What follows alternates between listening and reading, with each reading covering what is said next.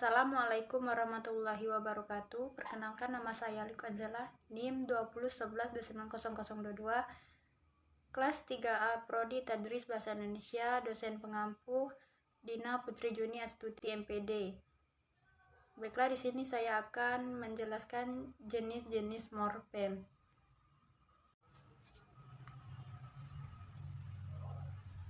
Baiklah, di sini saya akan menjelaskan pengertian morfem. Morfem adalah bentuk bahasa yang terkecil, yang tidak dapat lagi dibagi menjadi bagian-bagian yang lebih kecil.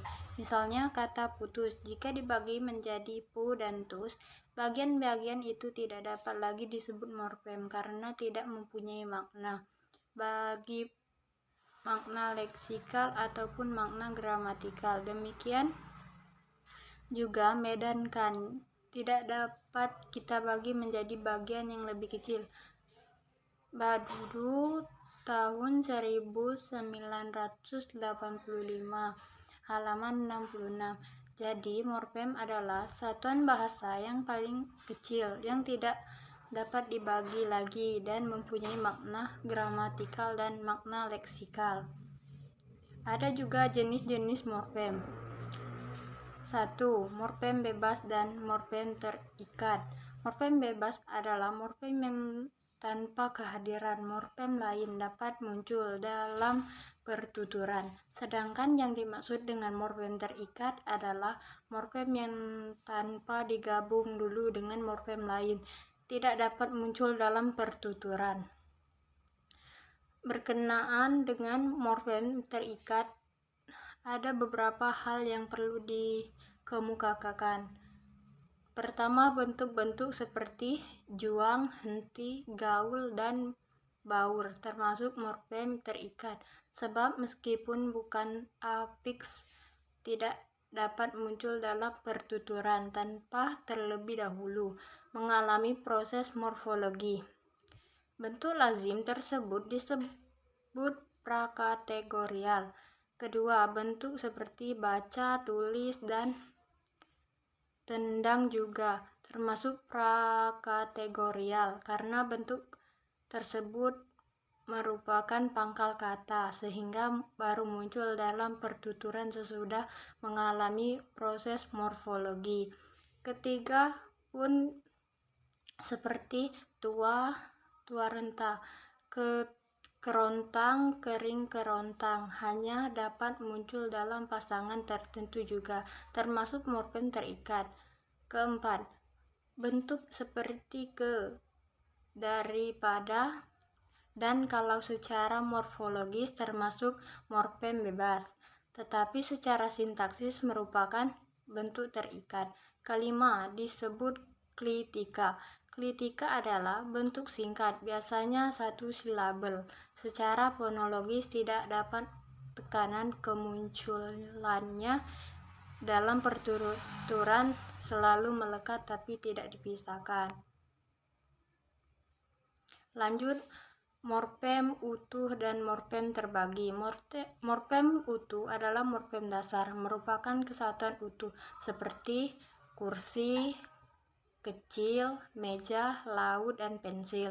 Morfem terbagi adalah sebuah morfem yang terdiri dari dua bagian terpisah.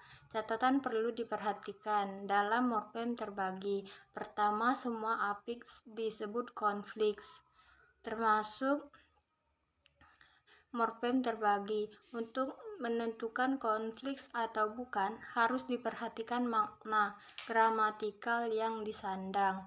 Kedua, ada fiks disebut saufiks, yakni yang disisipkan di tengah morfem dasar. Yang ketiga, morfem bermakna leksikal dan morfem tidak bermakna leksikal. Morfem bermakna leksikal adalah morfem yang secara inheren memiliki makna pada dirinya sendiri tanpa perlu berproses dengan morfem lain.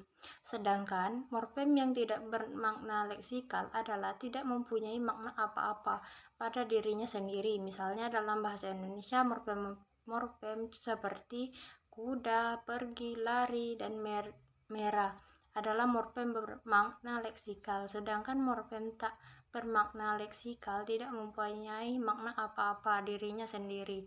Morfem ini baru mempunyai makna dalam gabungannya dengan morfem lain dalam suatu proses morfologi, misalnya morfem afiks seperti ber, me, dan ter. Yang keempat, morfem unik prakategorial sehubungan dengan istilah prakategorial di atas.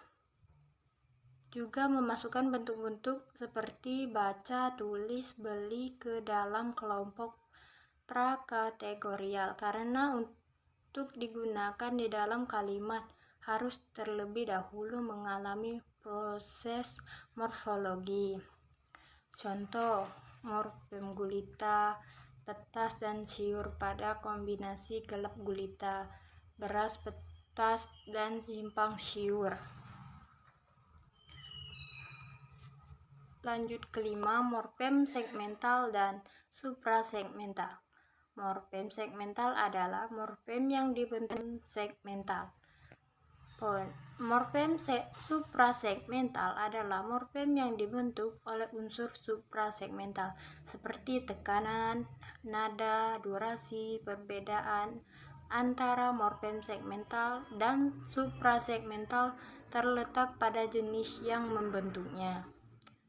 Morfem yang berwujud bunyi adalah morfem segmental, sedangkan morfem suprasegmental adalah morfem yang dibentuk oleh unsur-unsur suprasegmental seperti tekanan, nada, durasi, dan sebagainya. Misalnya dalam bahasa Ngabaka di Kongo Utara di benua Afrika, setiap verba selalu disertai dengan petunjuk kata dan berupa nada. Sekian, terima kasih. Wassalamualaikum warahmatullahi wabarakatuh.